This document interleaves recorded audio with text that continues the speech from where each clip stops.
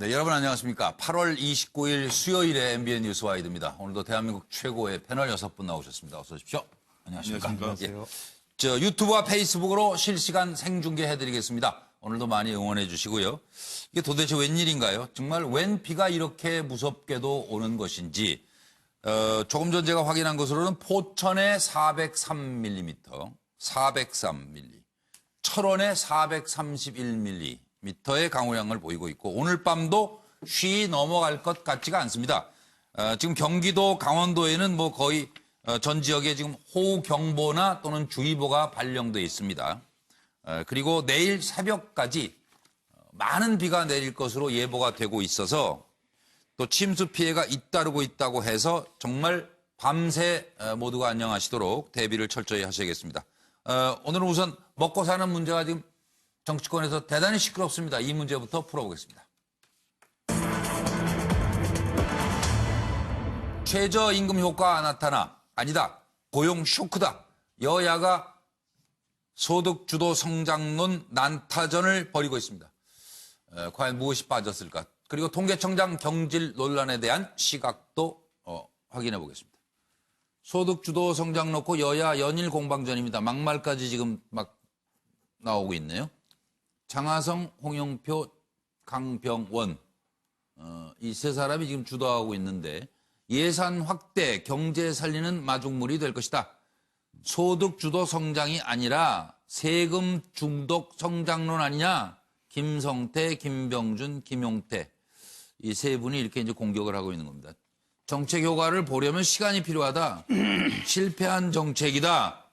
이건 죽은 이건 그냥 보시죠 뭐. 미련 가지면 안 된다. 흔히 쓰기는 쉬운 말은 아닌데요. 공식적으로. 책임 회피 안 하겠다. 직을 걸고 할 것이다. 그러자 소주방 퇴진 없이 예산 논의가 무의미하다. 여기서 소주방이라는 건 소득 주도 성장을 이끄는 3인방이다 해서 여기 장하성, 홍영표, 강병원 이 세 사람을 이렇게 말하고 있는 거예요. 장하성하고 이분 두 분이 아니네 지금. 청와대 두 분이 더 있죠. 거기 그 사람들은 3인방이라고 그러는 거고. 지금 홍영표 원내대표신데 제가 지금. 기승전 소득주도 성장 실패 몰아가기를 멈춰라. 그러자 한국당은 무대뽀로 밀어붙이려고 집권을 했냐 이렇게 나오고 있고요. 대통령은 흔들림 없이 정책을 추진하겠다. 김동연 부총리 최근 지표가 나쁘다고 경제를 비관적으로 보면 안 된다. 이재명 경기지사가 한마디 하셨네요. 소득주도 성장은 현대판 뉴딜이다. 적극 지지한다. 바른미래당 김동철 원내대표 청와대 경제의식 참담하다. 민생은 실험 대상이 아니다. 팽팽합니다. 고용 통계와 가계 소득 통계를 가지고서 소득주도 성장을 폐기해야 된다는 일부의 비판이 많았습니다. 통계로 나타난 숫자만 보면 뼈아픈 성적입니다. 하지만 통계의 이면에 숨은 구조적 원인과 긍정적 효과는 외면한 채 오로지 경제정책의 실패로 몰아가는 것은 납득하기 어렵습니다. 이제 1년 4개월이 지났을 뿐입니다. 그런데도 최저임금 인상만을 문제 삼아 모든 정책이 실패했고 경제가 파탄날 것처럼 오도하는 것은 지나칩니다. 거듭 강조하지만 소득주도 성장은 이제 본격적으로 시작하는 단계입니다. 속도가 더디다는 비판은 받아들이겠지만 성과가 없다는 비판은 번지수를 잘못 찾은 것입니다. 소득주도 성장 정책은 즉각 폐기하는 길이 대한민국을 살리는 길입니다. 자유한국당은 중산층 서민과 함께하는 경제적 실용주의 정당으로서 현실에 맞는 일자리 정책과 성장 정책들을 추진해 갈 것이라는 점을 말씀을 드립니다. 이 소득주도 성장 정책은 실패한 실험입니다. 죽은 자식 불알 만지듯 더 이상 미련을 가져야 할 정책이 결코 아니라는 점을 문재인 대통령께서는 인식하여 주시기 바랍니다. 예, 뭐 그냥 말씀이 그대로 나갔는데 조금 듣기에는 그렇네요. 예, 김종옥 교수님부터 말씀 주시죠. 예, 일단 그 소득주도 성장 문제와 관련해서 제일 논쟁했던 부분들은 통계의 내용이었던 것 같은데요. 그러니까 하위 60%는 계속 소득이 줄어들고 있고 상위 특히 20%는 소득이 늘고 있다. 예. 그래서 이 추세를 보게 되면 소득주 성장 자체가 잘못된 거 아니라 이런 비판인데요. 저는 기본적으로 1990년대 중반부터 이 트렌드는 계속 유지가 됐던 통계치인 거죠.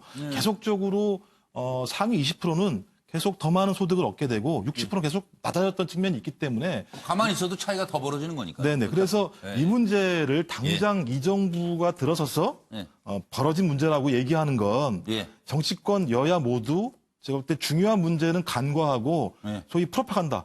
정치적인 선전만 하고 있다는 생각이 많이 들기 때문에 정치적 접근을 해서 그래요. 자꾸. 네네 맞습니다. 그래서 그러니까 저는 이 그건 문제를 뭐나- 해결해야 되는데 그래서 그런 측면에서 정부도 마찬가지인데요. 소득주도 성장이라고 하는 측면은 소득을 주도하려면 소득을 만들어낼 수 있는 분배가 필요합니다. 예, 예. 분배가 필요하기 때문에 그 분배를 하기 위해서 혁신 성장하고 공정 경제를 하는 거죠. 예. 근데 또 하나가 빈 게 뭐냐면 저는 규제를 혁파해야 된다고 생각을 합니다. 예, 예. 그래서 기업도 예를 들면 살 공간을 줘야 된다고 생각이 들고요.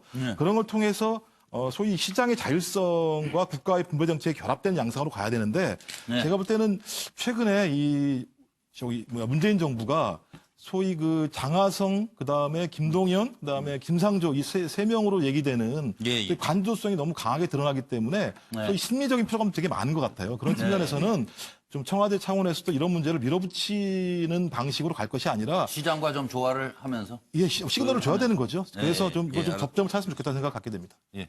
정혁진 변호사로 갈까 했는데 지금 상당히 심사숙고 끝에 지금 펜을 드셨는데 먼저 김광덕 부장으로 갈까요? 네. 예. 지금 방금 전에 말씀하신 그 패널께서 근데 그 과거에도 항상 똑같이 있어 왔다고 하는 거는 사실과 다르다는 점을 제가 분명히 말씀드리고 싶어요. 왜 그러냐면 지금 통계청의 이 그 통계 수치 같은 거라든가 뭐 다른 거를 다 우리가 부인할 수만은 없는 상황인데 예. 분명한 거는 올해 들어서 고용 부분의 수치가 예, 예. 굉장히 악화됐다고 하는 거는 사실이에요. 왜냐하면 과거의 경우 보통 아무리 못해도 10만 명 이상이 취업자 수가 는다든가 30만 명 이상 늘어와고 그랬는데 올해 7월에는 5천 명만 불과 느는 일이 벌어졌는데 예, 예. 그거는 한 달 사이가 아니라 작년 1년 사이에 5천 명이 늘었다는 겁니다. 예, 예. 5천 명밖에 안 늘어서 이런 경우는 아주 이례적인 경우예요. 그리고 또 하나는 소득 분배가 굉장히 이제 몇 년 만에 그냥 가장 악화됐다는데 뭐 일일이 설명을 안 해도 뭐 최하위 계층이 가계소득의 7.6%가 급감하고 최상위 20%는 10.3%가 증가해가지고 5점 몇 배가 이제 차이가 2, 3배가 되는 최하위와 최상위 간에 이런 상황이 벌어졌는데 지금 1만 명대 무너진 취업자 증가폭에 대한 이해를 도우려면 지금 7월에 5천 명 늘었다고 돼 있죠. 예, 그러니까 취업자가. 이거는 전년 7월에 늘어난 숫자보다 5천 명이 더 늘어난 거다 이렇게 이해를 네, 하시는 작년 거죠. 7월하고 비교하는 맞습니다. 같은 기간. 예, 예, 예. 그러니까 이제 1년 사이에 그 앞에 거 1년 사이에 또 줄어드는 사람들 있지 않습니까? 그렇게 1년 사이에 총 합쳐서 5천밖에 안 늘어나요. 아니, 그러니까 그게 아니고 매달 이렇게 늘어나는 수치가 매달 집계가 되는데 그렇죠. 지난해 7월에 증가폭이 뭐 10만인데 이렇게 집계가 됐을 거 아니에요? 전년 동기 네, 대비입니다. 동기, 이게 전월 동기 대비. 전월 동기 대비예요. 전년 그러니까 동기 대비예요. 전체 1년으로 이게 뭐 5천 명 늘었다 이렇게 아, 네, 이런 얘기하면 굉장히 경우는 온설이 생겨요. 이거. 이런 경우는 거의 없었어요. 하여튼 이런 상황이기 때문에 마침 소득주도 성장이 가장 목표하는 바가 뭐냐면 일자리를 늘리고 네. 분배를 소위 일종의 이런 격차를 양극화를 줄이는 거죠. 줄인다는 건데 네, 이게 그렇습니다. 가장 안 좋게 나타났기 때문에 예, 예. 요 사실은 인정을 해야 돼요. 인정을 하고 그러나 앞으로 이런 식으로 해서 개선을 해가야겠다 이렇게 설명을 해야 되는데 예. 지금 소득주도 성장이 일종의 과거에는 잘 없던 뭐 스스로 인정을 몇 건 인정하고 있습니다만은 50여 년 해온 우리 패러다임으로 갈 수는 없지 않느냐 하고 있기 때문에 예, 예. 과연 이게 뭔지를 국민들한테 제대로 설명을 좀 해야 되는데 예. 설명을 하고 이게 이러한 효과를 나타내 앞으로 이렇게 할 거라는 거를 국민들의 지금 민생과 직결되고 삶에 진짜 어려운 사람들한테는 아주 심각한 문제거든요. 네, 네. 그러니까 이런 거를 설명을 제대로 해야 된다 이렇게 생각이 됩니다. 아니, 처음부터 끼어들어서 죄송한데 아까 저 김종욱 교수 말씀하신 것이 저 사실과 다르다고 전제하고 들어가신 거는 좀 문제가 있어요. 제가 보기에. 아니, 과거에도 그래 왔다는 게 과거에도 그래 왔던 것도 맞아요. 아니, 왜냐하면 무슨 소리예요? 그 분배 격차가 있었던 건 사실이에요. 아니 격차가 있었는데 네. 굉장히 심하게 나타난 거는 네. 그러니까 그건 세밀하게 비교해봐야 근데 이제 된다니까요. 통계 문제는 다시 검토를 해봐야 되는데요. 네. 왜냐하면 그 전에 없던 일이 생긴 건 아니다. 그러니까 조금 말씀드리면 예를 들면 고용보험 피보험자 규모가 매년 30만 명씩 늘었다라는 또 통계도 있어요. 네. 그렇다면 추직이 됐다는 얘기거든요. 예, 또 하나는 통계청의 통계 그 2016년 표본수, 2017년 표본수, 2018년 표본수 다 달라요. 예. 다르기 때문에 이걸 매년 연도에 통계 가지고 비교하는 것 자체가 예를 들어 문제가 있기 때문에 저는 예. 어떤 것이 맞을지 모르겠지만 적어도 네, 사실관계에 알겠습니다. 대해서는 검증할 필요가 있다 앞으로 이런 말씀을 드리는 겁니다. 예. 그럼 이제 다음 그냥 정인진 변호사 준비됐으면 가겠습니다. 네네. 일단은 지금 문재인 정부의 3대 경제정책 아젠다가 네. 세 가지가 있는데 첫 번째가 혁신 성장이고요. 네. 그다음 두 번째가 소득 주도 성장이고 공정 경제 이렇게 세 가지를 내세우고 있는데 근데 사실은 혁신 성장은 제가 봐도 구체적으로 어떤 것을 의미하는지 잘 모르겠어요. 그다음에 대부분의 일반 국민들도 무엇을 말씀하시는 건지는 잘 와닿지 않는 것 같고 예, 예. 공정경제는 지금 공정거래위원회가 주도하고 있는데 사실은 오히려 예. 지금 공정거래위원회가 이런저런 과거부터 문제가 있었다라고 해가지고 오히려 두들겨 맞는 그런 상황이고 네. 그렇기 때문에 제가 봤을 때 핵심은 소득 주도 성장이거든요. 네. 근데 우리나라가 계속 성장을 갖다가 해온 나라 아니겠습니까? 네. 그래서 성장을 하면은 경제가 성장을 하면은 개개인들의 경제 구성원들의 소득이 증가한다고 하는 것은 이미 우리가 이제 검증이 됐고 익숙한 그런 그건 뭐, 분야인데 예, 예. 이걸 갖다 거꾸로 해가지고 소득을 다시 말해서 기업의 이윤보다도 근로자들의 소득을 증가시키면 오히려 그것으로 인해서 경제가 더 발전할 수 있다. 이게 결국은 이제 분배 정책이란 말이죠. 예, 그렇죠. 근데 이게 아직은 그 우리 국민들한테는 우리나라 사람들한테는 그렇게 익숙하지 않고 조금 그 갸우뚱하는 그런 측면이 있는데 네, 네. 그럼에도 불구하고 이제 현 정권에서 이건 충분히 가능하고 이론적으로도 충분히 가능한 것이다라고 해가지고 예. 밀어붙이고 있는 것이지만 예. 지금 당장 결과는 좋지 않게 나오고 있지 않습니까? 예, 예. 그러니까 많은 국민들이 사실은 불안해하는 거는 사실인 것 같아요. 그래서 이 부분들에 대해서 정부가 더 구체적으로 어떤 보관이 있으면 그걸 갖다가 예. 잘 이야기를 해줘야 될 것 같고 예, 예. 그다음에 사실은 해보다가 조금 검증을 해보니까 예. 약간 그 튜닝할 그런 그 부분들이 있다라고 생각이 되면 바로바로 튜닝하면서 과감하게 조절하면서 그거는 이제 받아들여야지 그렇지 않고 예, 하면은 예. 그건 뭐. 문제가 될 것 같습니다. 예, 그렇습니다. 그 전교한 평론가로 가겠습니다. 이제 양쪽의 주장을 놓고 보면 뭐 일리가 있죠. 예. 그런데 분명한 것은 이제 고용 쇼크가 온 것은 사실이고 이것은 지금 뭐 여당에서도 부인하지 않는 것이니 예. 저는 이제 이 문제를 좀 더 생산적으로 끌고 가기 위해서는 예. 야당의 주장도 옳지만 대안이 없다. 예. 그러면 소득주도 성장을 야당은 반대하느냐?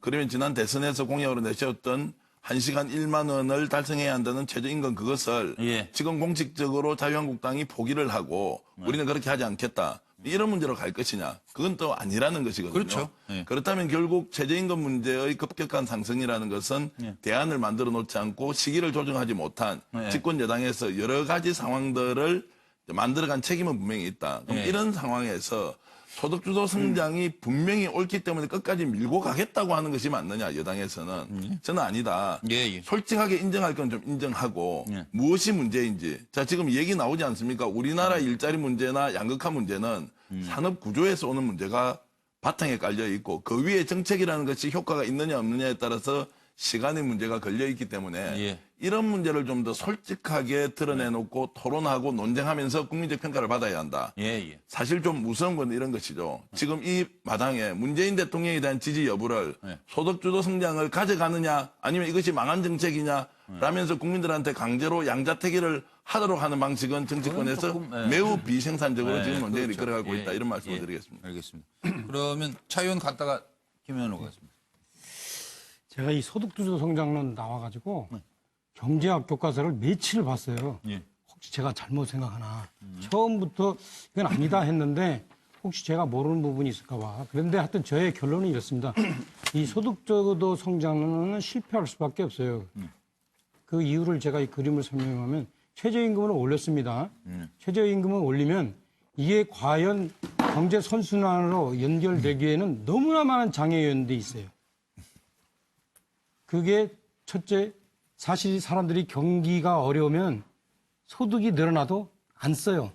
그거를 그 현금으로 축장을 해요. 또는 기업도 마찬가지예요. 투자를 안 하고 유보를 해요. 또 어떤 얘기가 있냐면 이게 개방 경제예요. 이 사들여도 국내가 또 폐쇄 경제면 이게 생산으로 연결되는데 이게 생산을 수요로 바로 연결이 안 되면서 메이드 인 차이나로 사버리는 수가 있어요. 그리고 가장 장애 요인은 뭐냐면 이 소위 말하면 임금 비용을 이게 나라에서 대주는 게 한계가 있다고요. 나라에서 세금으로 대주더라도 또 다른 부분에서 뺏어가는 거기 때문에 예. 이 소위 말하는 구축 효과가 일어나가지고 이 임금 비용을 대느라고 투자를 못 해요. 근데 경제학 교과서에 의하면 성장의 요인은 절대 이 소득에 의한 수요가 아니에요. 이거는 어떤 투자에 의한 기술 증진이 성장의 요인이에요. 그래서 이러한 교과서의 어떤 그런 측면들을 지금 무시하는 이 소득주도 성장 요인은 한마디로 연어가 자기가 태어나는 곳으로 해결할 확률 예. 2%라고 그러거든요. 알래스카는. 우리나라는 예. 저 태화강은 더 적은데 예. 이 연어가 자기 태어난 곳으로 회귀할 확률보다 훨씬 적어요. 예. 따라서 제가 이걸 왜 문제 삼냐면 이렇습니다. 이거는 경제는 실험을 하면 안 돼요. 지금 당장 예. 여러 가지 다른 전 정권의 요인도 있었겠지만 당장 지금 실업 대란, 그다음에 빈부격차 이런 것들이 일어나고 있잖아요. 이것 때문에 죽어나가는 사람이 있는데 이걸 무슨 토론을 하고 무슨 검증을 해요. 기다려요. 이건 정말로 무책임한 얘기고요. 경제는요, 무슨 논으로 하면 안 돼요. 경제는 다양한 측면에서 관리를 해요. 저는 이 최저임금 그냥 올려라. 그렇지만 이것이 마치 전가의 보도처럼 하지 말고 동시에 계속 투자를 할 수 있는 요인들을 찾아라 이게요. 예. 그게 우리 야당의 대안이라는 겁니다. 네, 여- 잘 들었습니다. 여당. 아마 차 의원님이 보신 책은 2008년 이전에 만들어진 경제학 교과서이기 때문에 최근에 북유럽에서 새롭게 소득주도 성장이라든지 다양한 양극화의 처방을 담지 않은 것 같다고 생각합니다. 솔직히 여야가 옳다 그러다 얘기보다도 정말 진정으로 정말 국민을 생각하는 국회라면 소득주도 성장만으로는 모자란다 이렇게 토론을 해야 된다고 저는 봅니다. 진정한 야당에서도 기본적으로 왜냐하면 이게 4차 산업혁명, 기술 발전에 따라서 로봇 경제라고 하는 사람이 일할 수 있는 일터에서 쫓겨나는 구조적 문제, 또 전 정권으로부터 나타나는 여러 가지 한국 구조의 모순을 극복하는 과정에서 큰 틀의 대안으로 나와 있어서 단기적으로는 이게 처방이 없을 수도 있다. 답이 안 될 수도 있습니다만은 자영업자 구조가 전 세계에서 가장 큰 것이 우리나라 아니었습니까? 그렇다면 정말 국민에게 도움이 되는 토론을 하려고 하면 어떻게 현재의 기본 소득주도 성장의 한계, 현 정부가 지나치게 공공 부분만 가지고 노는 부분에 대한 비판, 그걸 통해서 정말로 4차 산업혁명에 많은 창업에 대한 투자, 금융의 혁신, 이런 것들을 더 견인해 가는 것이 야당의 몫이라고 그거 왜 보고. 말려들었어요? 근데 실제적으로 제가 보기에는 둘 다가 정치적으로 말려든 거예요. 그렇죠. 지금 그 말씀이 딱 맞는 게 둘 다가 서로 도찐개찐으로 끝나는 싸움이 아무도 도움이 안 되는 토론을 하고 있다. 이렇게 그러니까 보는 거죠. 그거는 여당 책임이 크죠. 청와대하고. 그러니까 야당이 그러면 그렇게 각을 세울 때 야당을 설득하고 국민을 설득할 수 있어야 되는데 국민들이 이거 가지고 안 되니까는 최저임금 올린 것 때문에 문제인가 이렇게 생각하면 문제예요. 이제 그런 면에서 저도 똑같이 지금 말씀하신 걸 공감하면서 예. 여당과 청와대가 예. 스탠스를 소득주도 성장을 끝까지 가져야겠다 이렇게 얘기하기보다는 그러니까 그게 다가 이것만으로 아니잖아요. 모자라기 예. 때문에 예, 이걸 예. 더 하겠다. 예. 시장을 활성화하고 진짜 선순환하기 위한 방식을 더 고민해야 되고 예. 야당도 소득주도 성장은 망했다라고 얘기하기 전에 그 큰 틀에 공감하지만 이것이 부족하다라고 비판해야만 국민에게 도움이 되는 비판이죠. 이제 그러니까 너무 본인도 얘기하면서 좀 궁색하다는 생각이 안 들어요. 뭘 궁색합니까? 저는 자, 확신을 소득주도 갖고 성장의 뜻이 뭐예요? 임금을 통해서 낙수 효과로서 더 이상 우리나라의 양극화 문제가 안 되니까 70년대, 80년대는 낙수 대기업이 효과라고 하면 흥하면 일반 사람들이 잘 몰라요. 그건 예, 있잖아요. 자, 대기업이 크게 성장하면 그 물들이 저소득층까지 윗목이 따뜻해지면 아랫목도 따뜻해진다. 그 논리가 더 이상 안 되기 때문에 네, 근데 안 내려오니까 안 되기 때문에 억지로라도 다른 방식의 군부를 지피자는 거 아닙니까? 그거에 대해서 소득주도 이제 성장이. 소위 말하면 이제 중장대한 수출 주도용 그런 산업 산업이 구조로 왔죠, 우리가 그런 지금까지. 산업이 이제 나라 국민들을 먹여 살리는데 예. 사실은 이제 조금 이게 동력이 떨어지는 건 사실이에요. 예. 이제 그것을 어떻게 대안을 구할 것인가에 대해서 현 정부는 뭐냐면 그거 가지고 안 돼. 그거 가지고 안 돼. 분명히 현 정부가 분명히 지금도 이렇게 확언하고 있잖아요. 그거는 안 돼. 이제는 안 되고 그거는 완전히 빼고 그 대안이 뭐냐? 그 임금을 올려줘서 임금을 통해서 역으로 이렇게 아까 연어가 올라가듯이 그렇게 해서 한번 성장시켜 보겠다는데 그게 그 본인들의 입장이에요. 그 입장을 지금 야당에서 문제 삼고 있는 거예요. 어떤 식이냐. 우리의 대안은 이런 겁니다. 중우장대한 수출주도 산업 경제가 약발은 떨어졌지만 그걸 아예 무시할 수는 없다. 우리나라는 경제 규모가 적고 따라서 우리는 수출 중심으로 가야 되고 또 외국의 어떤 유수한 기업들하고 경쟁하려면 우리가 규모의 경제가 필요하다. 그래서 그거는 그대로 놔두되 그거를 계속 하되 이것을 어떻게 보완할 것인가 이렇게 고민해야 되고 그 보완의 방책은 제가 지난번에도 얘기했잖아요. 보완의 방책은 이거예요. 문화 인프라를 구축해가지고 소위 말하면 인바운드 수출을 하게 하는 거예요. 예? 외국인들이 와가지고 우리나라에 와서 외국인들이 원격 의료해가지고 외국인들이 의료 관광도 하고 또 교육 관광도 하고 문화 관광도 하고 케이팝스 이런 식으로 해서 좀 더 시장을 넓히자. 그래서 고용도 넓히자. 그게 뭐 안 하겠다는 겁니까? 아니 지금 다만 무슨 제가 안 얘기하는 하겠다는 것은 얘기였죠 지금. 제가 얘기하는 것은 그런 거 다 없고 그야말로 임금 올려서 하겠다는 것밖에 없었어요. 저하고 토론하는 거 아닙니까? 반이 지나도록 다른 거 뭐가 나왔어요? 하나도 없었습니다. 제가 조금 보태면요. 이제 소득주도 성장과 혁신 성장. 이제 와서 무슨 그것만 아니고 이런 얘기를 하지 마세요. 그 문재인 처음 출발할 때 제이노 묵시라 그래가지고 아니, 기본적으로 소득주도 그건 성장 방향은 얘기 내가 맞다고 한게 생각하는 언제인데 거예요. 뭐 이제 와서 딴소리하고 있어요. 아니 소득 딴소리가 아니고 이제 정확하게 그리고 그 남들 힘들어질 건데 토론이나 하자 그러고. 지금 무슨 토론할 마당이에요? 그럼 경제를 국회를 왜 그런 식으로 열어요, 하면 안 돼요. 경제는 관리예요, 관리.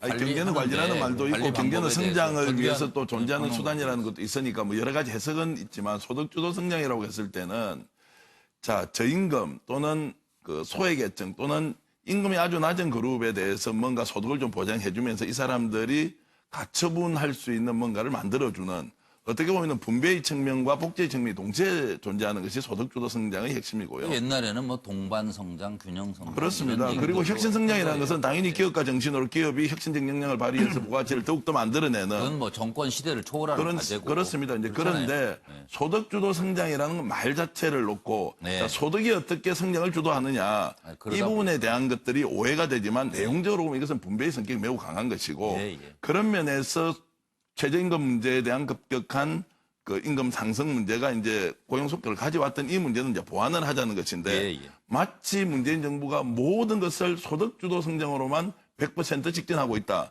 이렇게 비판을 하면서 대안이 혁신 없다. 성장을 안 하거나 공정경제를 가는 것이 마치 소득주도 성장에 묻힌 것처럼 설명한 것은 오해다. 이렇게 저는 보고 있습니다. 이건 넘어가기가 지금 점점 어려워지는 것 같은데 예. 한 말씀만 더 할 기회를 드리겠습니다. 근데 어떻든 요거는 정부 여당이 나라를 이끌어가니까 잘 돼야 우리 국민들의 서민들의 생활도 좋아지니까 네, 그렇죠. 그걸 이해하려고 하는 자세는 굉장히 필요하지만 네. 여기에 일부에서 이렇게 말하는 거 보면서 좀 우려스러운 점은 정부도 지금 정부 여당도 그렇습니다만은 현재 아까 과거와 달라진 게 없다는 말을 다시 한번 반박을 하는데 그러면 분배가 안 좋다 하는 거는 과거에도 항상 전 세계 모든 나라가 있는 거예요. 그러나 올해 심각해진 건 사실이고요.